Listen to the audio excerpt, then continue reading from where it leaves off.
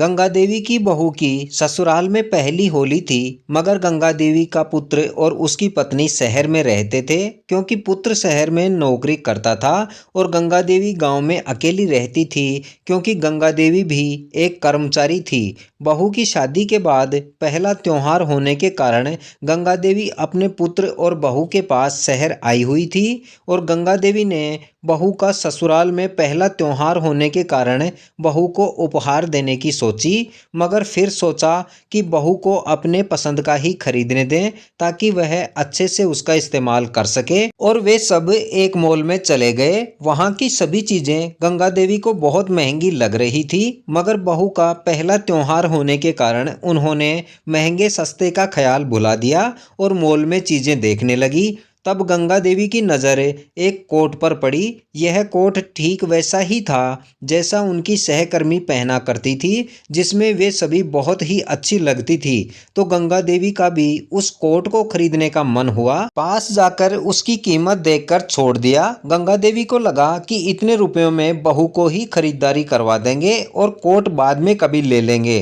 और यह सब गंगा देवी की बहू देख रही थी तथा अपनी सास की हसरत को समझ चुकी थी। अब सास बहू ने खरीदारी कर बिल चुकाया और घर आ गए। अगले दिन होली थी। सब होली के त्योहार को लेकर उत्सुक थे। फिर होली का दिन आया। शाम को सब होली पूजन में जाने को तैयार हुए। बहू ने तैयार होकर सासू माँ के पांव छुए। सास ने बहू को आशीर्वाद दिया और होली का पूजन पर जाने लगे।